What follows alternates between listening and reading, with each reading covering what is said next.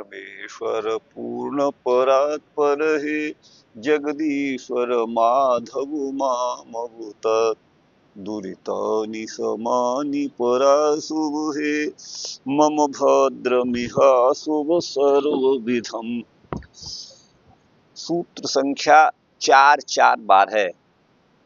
द्वादशाहवद उभय विधम बादरायणु अतः। इससे पूर्व सूत्र में इनसे अगले सूत्रों में बताया गया मुक्तात्मा का शरीर नहीं रहता, शरीर का अभाव होता है, केवल आत्मा परमात्मा की सन्निधि में अपने स्वरूप में ही प्रतिष्ठित होता है। देह मन बुद्धि इंद्रिय आदि का संयोग उसका नहीं रहता। ये आचार्य बादरी का मत कल बताया था। लेकिन अगले सूत्र में जैमिनी मुनि के द्वारा भगवान बादरायण ने जैमिनी का मत प्रस्तुत करते हुए कहा कि मुक्ति की अवस्था में भी मुक्तात्मा का शरीर से संबंध होता है। वहां भी यद्यपि ये प्राकृत शरीर नहीं होता, लेकिन दिव्य देह उसको प्राप्त होता है, ऐसा जो है जैमिनी मुनि का कथन था।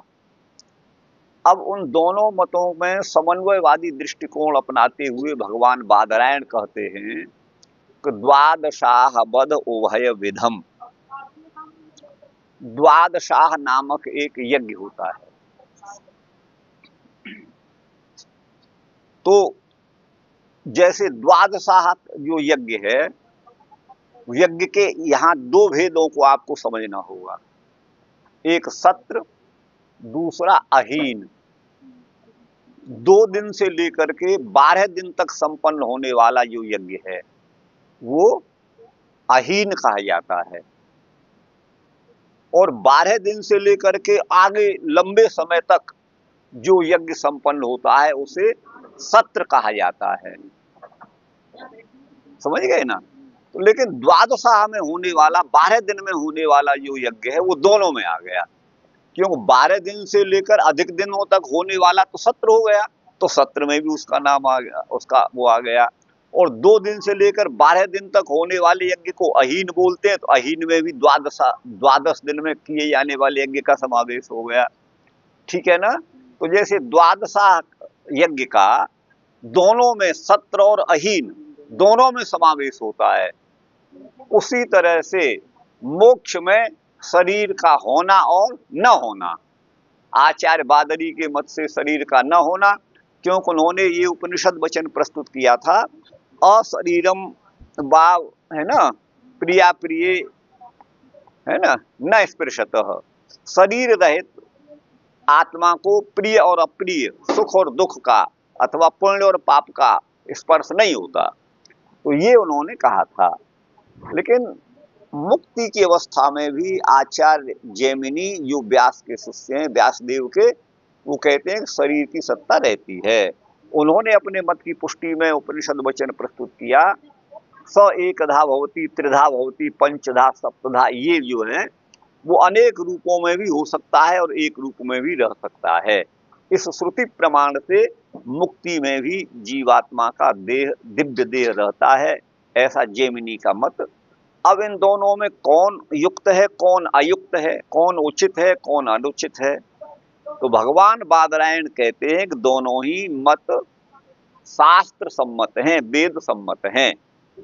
जैसे द्वादशाह को 12 दिन में होने वाले यज्ञ का समावेश वो सत्र में भी होता है और अहीन में भी होता है, उसी तरह से मुक्तात्मा का भी यहाँ विकल्प समझना चाहिए।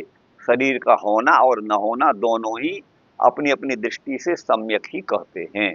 ये सूत्र का अपना अर्थ है। द्वादशाहवत उभय विधम है ना, बादरायणो अतः। अतः माने इसी हेतु से वो जो है दोनों ही पक्ष सम्मत हैं, शास्त्र सम्मत हैं। अब इस सूत्र से ही आप समझ गए होंगे इसके। अब आप देखेंगे भगवान निम्बार्काचार्य लिखते हैं कि संकल्पादेव शरीरत्वम अशरीरत्वम च मुक्तस्य भगवान बादरायणो मन्यते। भगवान बादरायण के मत में मुक्तात्मा के संकल्प के अनुसार शरीर से उसका संबंध होता है और संकल्प के अनुसार नहीं भी होता। तो वही कहा संकल्पादेव, केवल मुक्तात्मा के संकल्प मात्र से ही शरीरत्व और अशरीरत्वंच, है ना, शरीर और अशरीर दोनों ही प्रकार से मुक्त आत्मा का अवस्थिति होती है, शरीर के रूप में और बिना शरीर के भी। ऐसा भगवान बादरायण मानते हैं। द्वादशाह से यथा, द्वादशाह यज्ञ के 12 दिन में संपन्न होने वाले यज्ञ के विषय में कहा गया। द्वादशाहम रिद्धि कामा उपेयु, रिद्धि माने समृद्धि की कामना वाले पुरुष द्वादशाह यज्ञ का जो है वो समायोजन करें। द्वादशाहेन प्रजा कामम याजयेत, द्वादशाह यज्ञ के द्वारा 12 दिन में संपन्न होने वाले यज्ञ के द्वारा जिसकी पुत्र की कामना है, प्रजा की कामना है, पुत्र की कामना है, उससे यज्ञ कराए, याजयेत, उससे यज्ञ कराए। तो इस प्रकार द्वादशाह को सत्र भी कहते हैं और अहीन भी कहते हैं। सत्र भी कहते हैं, लेकिन सत्र और अहीन का यहाँ स्पष्ट नहीं आया है ना। चभवती वो तो प्रजा काम की जो वो भी द्वादशाह यज्ञ करे, और जो है जिसको रिद्धि समृद्धि की धन संपदा की कामना है वो भी करे। तो इस दृष्टि से ये कह सकते हैं कि वो एक ही यज्ञ का संपादन दोनों ही कामना से, वैसे ही दोनों ही प्रकार से शरीर और अशरीर ये मुक्तात्मा का होता है, ये इन्होंने कहा। तो बस इतना ही इन्होंने कहा, तद्वत उसी के समान समझना चाहिए। तो अब देखिए यहाँ पर द्वादशाह के समान उभय विदम दोनों प्रकार, बादरायण सूत्रकार भगवान बादरायण, अतः इसी हेतु से आचार्य बादरायण का कहना है कि द्वादशाह के समान मुक्तावस्था में शरीर का न होना तथा शरीर का होना दोनों ही स्वीकार किया जाना चाहिए, क्योंकि उभयविद श्रुति में निर्देश है। तो बोले श्रुति में क्या है, तो बोले अशरीरम बावसंतम प्रिया प्रिय न स्पृशतः, शरीर रहित को जो है पुण्य और पाप का स्पर्श नहीं होता। और दूसरी जगह स एकधा भवति त्रिधा भवति पंचधा भवति, वह एक रूप धारण कर सकता है, 2 5 मतलब 3 5 इस तरह से अनेक रूप धारण कर सकता है। तो इस श्रुति में के द्वारा मुक्त के शरीर होने की पुष्टि होती है। श्री बादरायण को दोनों ही अभीष्ट हैं, यही बादरायण को अभीष्ट है। तो अब यहाँ सत्र क्या है, अहीन क्या है, द्विरात्र प्रभृतयो अहीना द्वादशाह पर्यंत, द्विरात्र प्रभृतयो 2 दिन से लेकर, प्रवृत्ति माने आज, 2 दिन से लेकर द्वादशाह पर्यंत 12 दिन तक जो यज्ञ चलते हैं उनका नाम है अहीन, अहीना। ये बौधायन स्रोत सूत्र में लिखा हुआ है 11:3 में। 2 दिन से लेकर 12 दिवस पर्यंत होने वाले यज्ञ को अहीन कहा जाता है। तथा द्वादशाह प्रभृतिनी सत्राणी, ये भी उसी बौधायन स्रोत सूत्र का है 11:4 का। जो यज्ञ 12 दिन में या उससे अधिक दिनों में संपन्न होते हैं उनको सत्र कहा जाता है। इस प्रकार द्वादशाह को सत्र भी कहा जाता है और अहीन भी कहा जाता है। उसी प्रकार मोक्ष में मुक्तात्मा अशरीर भी होता है और सशरीर भी होता है। अब आगे है प्रश्न, भाई जब शरीर है तो लोक में हम देखते हैं कि शरीर के द्वारा हम सुख दुख का अनुभव करते हैं, आनंद का भी करते हैं, कष्ट का भी अनुभव करते हैं। जो मुक्ति की अवस्था में शरीर रहता ही नहीं तो फिर सुख दुख का अनुभव किस प्रकार से संभव होगा।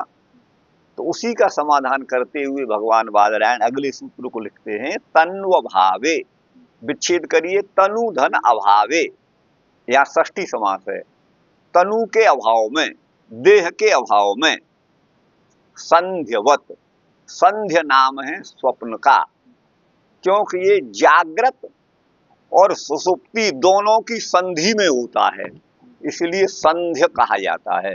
स्वप्न देखने वाला न तो पूर्णतया जागा ही रहता है और न सोया हुआ रहता है। तो इसीलिए स्वप्न का एक नाम है संध्य। आगे भी आया है संध्य का वर्णन। तो संध्यबद माने स्वप्न के अभाव, तन्वभावे देह के अभाव में, संध्यवत माने स्वप्न के समान सुख दुख का अनुभव होता है। जैसे स्वप्न में आदमी मोदक खाता हुआ भी अपने अपने को अनुभव करता है और कष्ट में भी पड़ा हुआ अपने को पाता है स्वप्न में। दोनों ही प्रकार के स्वप्न देखे जाते हैं। तो वह देह काम तो करता नहीं, देह नहीं काम करता है, केवल मन ही वह सक्रिय हो जाता है। नहीं, ये मैं स्वप्न की बात कर रहा हूं। स्वप्न अवस्था में हमारा देह तो निष्क्रिय पड़ा रहता है। वस्तुतः हम आंख से देख भी नहीं रहे होते हैं, लेकिन फिर भी हम रूप को देखते हैं स्वप्न में। हमारे कान सुन भी नहीं रहे होते हैं, लेकिन फिर भी हम कुछ सुनते हैं वहां। आप समझिएगा। तो हमारा मुख तो बंद है, लेकिन हम मोदक खा रहे हैं, लड्डू खा रहे हैं, नमकीन खा रहे हैं, लेकिन वहां ऐसा कुछ शरीर तो चलता नहीं है। तो जैसे संध्यवत स्वप्नवत देह के मतलब अभाव में, मुक्ति की अवस्था में देह का संबंध न होने पर, जैसे संध्य माने स्वप्न में व्यक्ति बिना देह के योग के ही सुख दुख आदि का अनुभव करता है, वैसे ही मुक्तात्मा भी बिना देह संबंध के भी आनंदानुभव, वहां दुख का अनुभव तो है ही नहीं, मुक्ति की अवस्था में आनंद का अनुभव है, वो आनंद का अनुभव कर सकता है। तो वही उपपत्ति माने युक्ति से, वही का तन्वभावे संध्यवत देह के अभाव में स्वप्न के समान, उपपत्ति माने युक्ति से, ये अपनी युक्ति के द्वारा इन्होंने ये बताया है। अब इस पर भगवान निम्बारकाचार्य लिखते हैं, स्वसृष्ट शरीराद्य भावे, अपने द्वारा रचित शरीर आदि का अभाव होने पर भी स्वप्न में स्वप्नवत स्वप्न के समान भगवत सृष्ट शरीर आदिना, तो स्वप्न में भगवान निम्बारकाचार्य भगवान के द्वारा निर्मित एक कोई दूसरा शरीर मानते हैं। भगवत सृष्ट, भगवान के द्वारा रचित शरीर आदि के द्वारा, ये तो स्वप्न में जैसे शरीर के अभाव में हम जो है सुख दुख का अनुभव करते हैं, इसकी संगति आगे से है। वैसे ही भगवत सृष्ट शरीर आदि के द्वारा माने दिव्य देह के द्वारा मुक्त भोगोपपत्ति, मुक्त पुरुष के भोग की उपपत्ति माने युक्ति सिद्ध होती है। शरीर आदिर मुक्त सृज्यत्वा नियम, शरीर आदि का मुक्त सृज्यत्व, मुक्त पुरुष के द्वारा सृज्य माने निर्मित, इसका अनियम माने कोई नियम नहीं है। माने मुक्त पुरुष जो है स्वयं अपना शरीर बना ले ऐसा नहीं है, किंतु भगवत प्रदत्त शक्ति के द्वारा ही वह आनंद का अनुभव करता है, जैसे स्वप्न में हम अनुभव करते हैं। तन्वभावे संध्यवद उपपत्ति, शरीर के अभाव में स्वप्न की भांति सिद्धि होने से सांसारिक अवस्था में जैसे व्यक्ति स्वप्न में विषय इंद्रिय एवं शरीर का सहयोग न होने पर भी, वहां विषय भी नहीं है, लड्डू रूप विषय भी नहीं है, अच्छा, और हमारी इंद्रियां भी शिथिल पड़ी हुई हैं, तो वही विषय इंद्रिय और शरीर का सहयोग न होने पर भी नानाविध विषयों का उपभोग किया जाता है स्वप्न में। उसी प्रकार मोक्षावस्था में भी स्वप्न के सदृश देह इंद्रिय के अभाव में भी आनंदोपभोग संभव होता है। मुक्तात्मा की स्वरूप सामर्थ्य मात्र से ही मन देह इंद्रिय आदि के अभाव में भी आनंद का अनुभव मुक्तात्मा को होता है। ठीक गुरु भाई। अब ये तो बताइए, अब शरीर के अभाव में आनंद उपभोग मुक्ति में कैसे होता है। अब भगवान बादरायण अगले सूत्र के द्वारा बताते हैं कि शरीर होने पर क्या होता है, तो भावे जागृतवत, भाव का मतलब है सत्ता, हाँ, शरीर की सत्ता होने पर, विद्यमानता, शरीर की विद्यमानता होने पर, जागृत में जैसे हम वो करते हैं उसी तरह से सूत्र का सीधा सा अर्थ है। वो तो अभाव का था, तन्व अभावे, ये भाव, तनु की अनुवृत्ति आ रही है, तनु के भाव में, मैं देह की उपस्थित होने पर, देह की सिद्धि होने पर। स्वसृष्ट शरीरादि भावे, स्वसृष्ट शरीर आदि का भाव होने पर भी, माने मुक्तात्मा को दिव्य देह प्राप्त हो गया है, ऐसा होने पर भी भगवत लीला रस भोगोपपत्ति, भगवान की लीलाओं में जो रस माने आनंद है, उसका भोग उपभोग की उपपत्ति माने सिद्धि होती है। कदाचित भगवत लीलानुसारिणा स्वसंकल्पे नापि श्रियति। ये कहते हैं कदाचित भगवान की लीलाओं के का अनुसरण करता हुआ मुक्त जीवात्मा वो अपने संकल्प के द्वारा भी देह को निर्मित कर लेता है। मुक्त पुरुष का देह जो है वो उपस्थित हो जाता है, ऐसा भगवान निम्बारकाचार्य कहते हैं। भावे शरीर इंद्रिय आदि के होने पर जागृत अवस्था के समान ब्रह्मलोक में,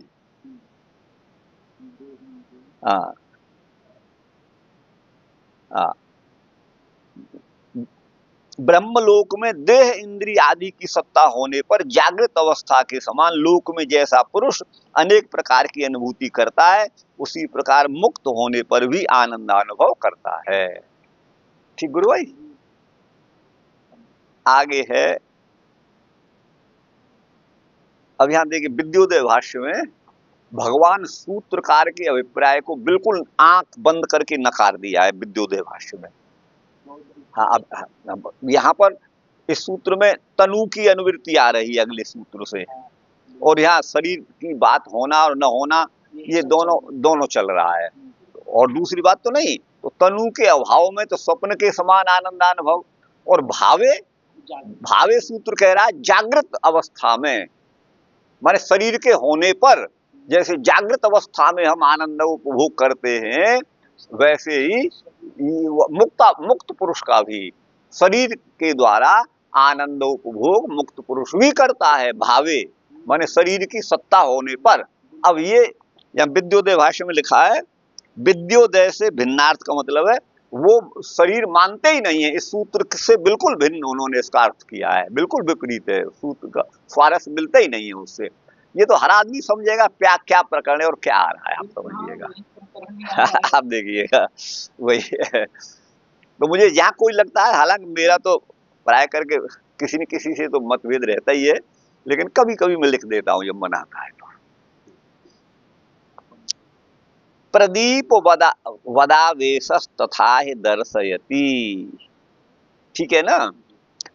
तो अब ये एक प्रश्न ये आया था, जहां जैमिनी के मत में जैमिनी मुनि ने उपनिषद का वचन प्रस्तुत किया था, स एकधा भवति त्रिधा भवति पंचधा भवति, वो एक रूप, तीन रूप, पांच रूप, सात रूप, 9 रूप, अनेक रूप वाला हो जाता है, 100 रूप बना लेता है।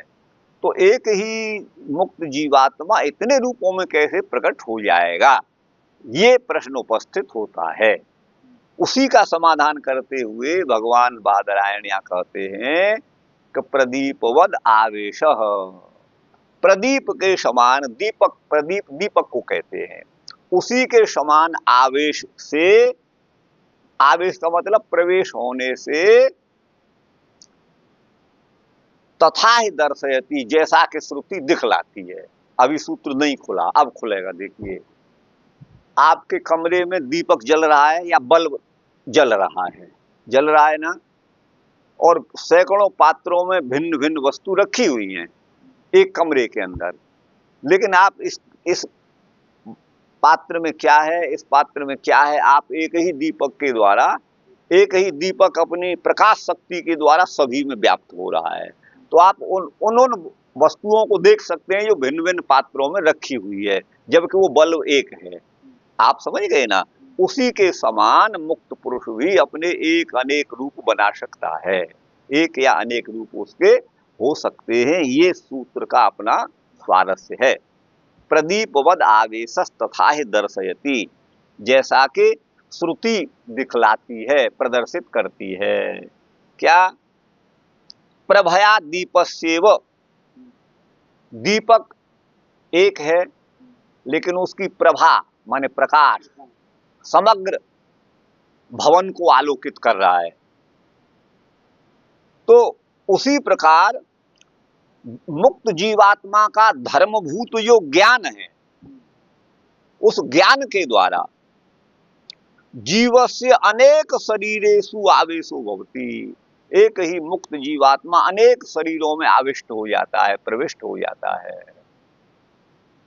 अनेक शरीर प्रविष्ट हो जाता है, प्रविष्ट उसका ज्ञान हो जाता है, वो अनेक रूपों को धारण कर लेता है। हाँ, ये है। अब इसका उदाहरण यहाँ दे रहे हैं, सचानंत्याय कल्पते, और वो अनंत रूपों को भी धारण करने में समर्थ होता है। कल्पते का अर्थ है इति श्रुति तथा है दर्शयति, यह श्रुति मुक्तात्मा के अनेक रूप होने को भी दिखलाती है।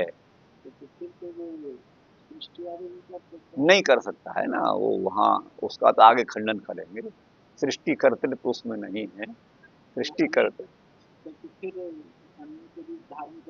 और भी चीज बन सकता है। देखिए अब इसमें क्या है, सामान्यतया जैसे भगवान शंकराचार्य जी थे, वो एक मृत राजा की देह में चले गए थे ना, योग बल के द्वारा।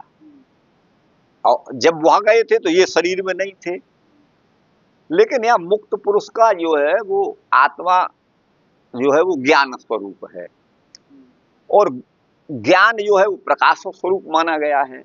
तो एक ही दीपक का प्रकाश समस्त भवन में रखी हुई वस्तुओं को प्रकाशित कर रहा है। उसी तरह से ये दृष्टांत यहाँ दिया हुआ है।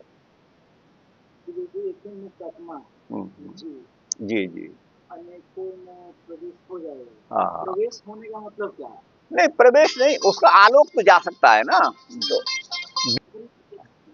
तो यहाँ समझ में नहीं आ रहा है कि मुक्त आत्मा का जो आप बता रहे हैं कि अनेक रूप बना लेता, तो अनेक रूप बनाने का प्रयोजन क्या, क्यों अनेक रूप बनाएगा?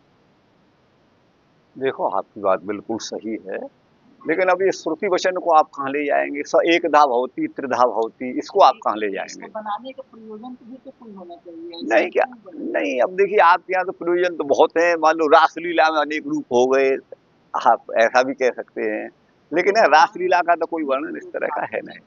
अनेक रूप करके अपने भक्तों को सुख देने के लिए हाँ, वो किए तो उनका चलेगा। बाकी जो जीवात्मा है ये अनेक रूप बना करके क्या करेगा भाई? फिर तो शरीर की भी पुष्टि नहीं होती, फिर तो जैमिनी के मत की पुष्टि नहीं होती अगर शरीर नहीं धारण कर सकता इच्छा के अनुसार। बादरायण भी ये मान रहे कि शरीर धारण करता है। नहीं, शरीर धारण करे ये चीज हम भी कर रहे हैं, लेकिन अब अनंत रूप बना ले, हाँ वो ये बनाने का क्या प्रयोजन? नहीं, अब ये तो कोई प्रयोजन नहीं है। अब ये तो वही जाने भाई, ये तो हम क्या कह सकते हैं, वहां तो केवल आनंद उपभोग करना है, लेकिन क्या प्रयोजन है ये तो नहीं कहा जा सकता। या स्वयं एक रूप में रह करके रहे तो ये भी चलेगा कि ये एक रूप अपना नहीं, फिर वो तो नहीं, फिर श्रुति तो कहती है अनेक रूप वाला होता है ना। अब ये श्रुति तो श्रुति ही प्रमाण है, आपको बता दें। लोग तो अपना मत रख लेंगे कि वही सब एक ही ब्रह्म है, वही नहीं नहीं, ऐसा नहीं कहेंगे। वो मुक्त पुरुष की बात अलग है ना, मुक्तात्मा भी सब एक दूसरे से अलग हैं, और बद्धों से भी मुक्त अलग हैं। हर आत्मा से पृथक है, वो ऐसा नहीं है। ये है। चलिए आपका जैसा माने वैसा मानिए, हम तो और ज्यादा क्या कहेंगे। हाँ, आपकी तर्क अपनी जगह पे सही है। ब्रह्मसूत्र 4.4.11 में जैमिनी मुनि मुक्त पुरुष को सशरीर मानते हैं। छांदोग्य 7.26.2 में मुक्त पुरुष को एक प्रकार, 3 प्रकार, 5 प्रकार आदि रूप से अनेक शरीर वाला माना गया है। ये छांदोग्य उपनिषद आप देख सकते हैं। एक ही अणु परिमाण मुक्तात्मा अनेक देहों में एक साथ कैसे प्रविष्ट हो सकता है, ये जो है शंका है। इसका समाधान करते हुए सूत्रकार कहते हैं, जैसे दीपक एक स्थान पर प्रज्वलित होता हुआ समस्त भवन को आलोकित करता है, वैसे ही मुक्तात्मा अपनी उद्भूत सामर्थ्य से अनेक देहों में प्रविष्ट हो जाता है। इसी भाव को यह अग्रिम श्रुति प्रतिपादित करती है। स एकदा भवति, है ना, त्रिधा भवति, पंचधा भवति, विंशति इत्यादि है। छांदोग्य 7.26.2। मुक्त पुरुष 1, 3, 5, 7 आदि रूपों वाला होता है। लोक में सामान्य मानव अपनी दृष्टि सामर्थ्य के अनुसार दूर तक पदार्थों को देखता है, तथा साधना द्वारा अंतःकरण निर्मल हो जाने पर बिना चक्षु के अंतःकरण द्वारा ही देखने की सामर्थ्य से युक्त हो जाता है।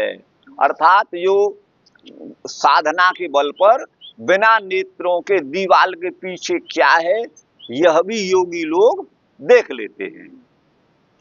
तथा मुक्तावस्था में मुक्त आत्मा अपनी स्वरूप सामर्थ्य से अनेक देहों के व्यापार में समर्थ हो जाता है। तदक्षरम वेदयते यस्तु सौम्य स सर्वज्ञ सर्वमेवा विवेश। मुंडकोपनिषद 4:11। हे सौम्य, जो पुरुष उस है ना अविनाशी ब्रह्म को जान लेता है, अक्षर माने अविनाशी को जान लेता है, यस्तु सौम्य, वह सर्वज्ञ होता है तथा सभी में आविष्ट हो जाता है। सर्वमेवा विवेश, ये मुंडकोपनिषद 4:11 में आप देख सकते हैं। देखिए अभी देखिए सर्वज्ञ का मतलब यहाँ पर है वो बहुज्ञ हो जाता है। सर्वज्ञ का मतलब बहुज्ञ हो जाता है। वो परमात्मा की तरह सर्वज्ञ तो वही है। फिर तो श्रुति का विरुद्ध होगा, यह सर्वज्ञ स सर्ववित। जो सर्वव्यापक है वही सर्ववित होता है, सर्वज्ञ होता है, जीवात्मा नहीं, लेकिन वो बहुज्ञ हो जाता है।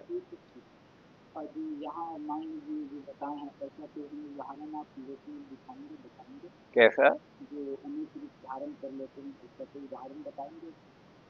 देखिए ये उदाहरण तो आप भागवत में भूत प्रेतों को भी देख सकते हैं। उसके प्रकरण में, धुंधुकारी के प्रकरण में, प्रारंभ में ही भागवत का जो आपका क्या बोलते हैं उसे, नहीं, जब बद्धात्मा में इतनी सामर्थ्य होती है कि वो सकृत में सकृत धस्ती, कभी बकड़ा बन गया, कभी हाथी बन गया, कभी मेष क्या बना, और पुनः जो है वो मनुष्य हो गया। तो ये सामर्थ्य उसमें कहाँ से आ गई आपको बताइए, ये कहाँ है उसमें सामर्थ्य? तो मुक्त पुरुष में सामर्थ्य हो सकती है, बस यही मानना पड़ेगा, श्रुति वचन को ही मानना पड़ेगा। जो है जो बात तर्क से सिद्ध नहीं होती तो वहां श्रुति ही प्रमाण होती है, अंतिम प्रमाण। जहां अनुमान भी काम नहीं करता वहां पर केवल वही प्रमाण, मतलब जो है शास्त्र श्रुति ही वहां पर अंतिम प्रमाण मानी जाती है, बस और कोई दूसरा नहीं है। अच्छा है, अब है 16वां, स्वाप्य संपत्तियों अन्यतरापेक्षम आविष्कृतम ही। स्वाप्य और संपत्ति में, ठीक ना, तो यह जो कहा गया है अगला वचन क्या है? क्या लिखा आपने? इस सूत्र में संशय है। हाँ, संदेह, हाँ, बिल्कुल बिल्कुल बिल्कुल। तो स्वाप्य और संपत्ति, स्वाप्य का मतलब है भैया यहां पर प्रगाढ़ निद्रा, और संपत्ति माने उत्क्रांति, देह को छोड़कर जाना। संपत्ति का प्रयोग परमात्मा प्राप्ति भी बताई गई है, लेकिन यह संपत्ति का मतलब उत्क्रांति है, जिस समय जीवात्मा देह से उत्क्रमण करता है। तो इस स्वाप्य और संपत्ति में, सुसुप्ति और संपत्ति में, उत्क्रांति में, अन्यतरापेक्षम, इन दोनों में से किसी एक अवस्था की अपेक्षा से आविष्कृतम ही उसका प्रादुर्भाव होता है। आविष्कार माने सामर्थ्य का आविष्कार होता है, ऐसा ये सूत्र का अर्थ है। प्राज्ञेनात्मा परिष्वक्तो न बाह्यम किंचन वेद नान्तरम, लेकिन निम्बार्काचार्य इस अर्थ से अलग अर्थ कर रहे हैं। वो कह रहे हैं कि प्राज्ञेनात्मना, प्राज्ञ जीवात्मा से, वैसे प्राज्ञ का आप विच्छेद करेंगे तो प्रधन अज्ञ ऐसा कहेंगे, माने प्रकृष्ट अज्ञानी, लेकिन ऐसा अर्थ नहीं है। प्राज्ञ का मतलब है प्रज्ञा से युक्त, प्रज्ञा नाम बुद्धि का है, और प्रज्ञा वाले को प्राज्ञ कहा है, अर्थात बुद्धिमान, ज्ञानवान, ये समझिए। तो प्राज्ञ आत्मा से माने ज्ञानवान आत्मा जो है अब यहाँ पर तो प्राज्ञ पद परमात्मा के लिए आया है। प्राज्ञेनात्मना माने सर्वज्ञ परमात्मा के साथ परिष्वक्त माने मिला हुआ या आलिंगित या परमात्मा के आनंद का अनुभव करने वाला। न बाह्यम किंचन वेद नान्तरम, न तो वो किसी बाह्य पदार्थ की अनुभूति उसे होती है और न अंदर की कोई अनुभूति होती है, केवल उसी आनंद में निमग्न रहता है। इति वाक्यम तु न मुक्ति विषयम, यह वाक्य जो है उपनिषद में मुक्ति विषय का प्रतिपादन नहीं करता, किंतु सुसुप्ति उत्क्रांत्यो अन्यतरापेक्षम। स्वाप्य माने सुसुप्ति और संपत्ति माने उत्क्रांति, देह को त्याग कर जाना, इन दोनों में से किसी एक को लेकर के ये कहा गया है क्या कि परमात्मा से जो है मिला हुआ आत्मा बाह्य और अंदर का कुछ भी उसे ज्ञान नहीं रहता, केवल उसी आनंद में निमग्न रहता है। नाह खल्वयम संप्रति आत्मानम जानाति अयम अहम अस्मि, वो अपनी भी सुध बुध भूल जाता है कि मैं ये हूं, अयम अहम अस्मि, मैं ये हूं। वो अपने को भी संप्रति उस समय आनंदोपभोग के समय आत्मानम अपने को भी खलु माने निश्चय ही, अयम माने यह नहीं जानता है। इति नो एव इमानी भूतानि एतेभ्य भूतेभ्य समुत्थाय, न इन भूतों को ही जानता है और इन भूतों से समुत्थाय माने उठकर, भूतों का मतलब भौतिक देह से ऊपर उठ करके तानि एव अनुविनश्यति, और पुनः उन्हीं में प्रविष्ट हो जाता है। बिल्ली आ गई भाई, बत्ती वाक्यवार लगा दी, उन्हीं में प्रविष्ट हो जाता है। इति सवा एतेन दिव्येन चक्षुषा, वह अपनी दिव्य चक्षु के द्वारा अर्थात आंतरिक मन की दृष्टि के द्वारा एतान कामान पश्यति, सारे कामों को पश्यन मन देखता हुआ, ये जीवस्य उभयत्र निर्बोधत्वम मुक्ति अवस्थायाम च सर्वज्ञत्वम शास्त्रेण आविष्कृतम। तो जीव का उभयत्र माने दोनों अवस्थाओं में, जब वह सुसुप्ति में होता है प्रगाढ़ निद्रा में, अथवा जब उसकी उत्क्रांति होती है देह से, उन दोनों ही अवस्थाओं में ज्ञान का अभाव, बोध का अभाव, निर्बोधत्वम उसका होता है। लेकिन मुक्ति की अवस्था में शास्त्र कहता है वो सर्वज्ञ हो जाता है। सर्वज्ञत्वम, यहाँ सर्वज्ञ का अर्थ मैं करूंगा बहुज्ञ हो जाता है। उसका सर्वज्ञत्व शास्त्र के द्वारा आविष्कृत होता है, ये शास्त्र के द्वारा सिद्ध होता है। यहाँ जो प्रज्ञा भी तो कर सकते, प्रज्ञा तो बुद्धि को कहते हैं, ज्ञान को कहते हैं, और प्रज्ञा से युक्त प्राज्ञ है। नहीं समझे? तो जैसे हम ये करें तो यहाँ पर संधि की जो बात की ना, तो अज्ञ नहीं, वो प्राज्ञ पद का प्रयोग कभी भी प्रकृष्ट अज्ञानी के अर्थ में नहीं है। प्राज्ञ विद्वान का वाचक है, लेकिन यहाँ पर प्राज्ञेनात्मा तृतीय विभक्ति में है और उससे परिष्वक्त माने आलिंगित होता हुआ जीवात्मा है। तो यहाँ प्राज्ञ का अर्थ वही परमात्मा है, ऐसा आप समझिए इसके अनुसार।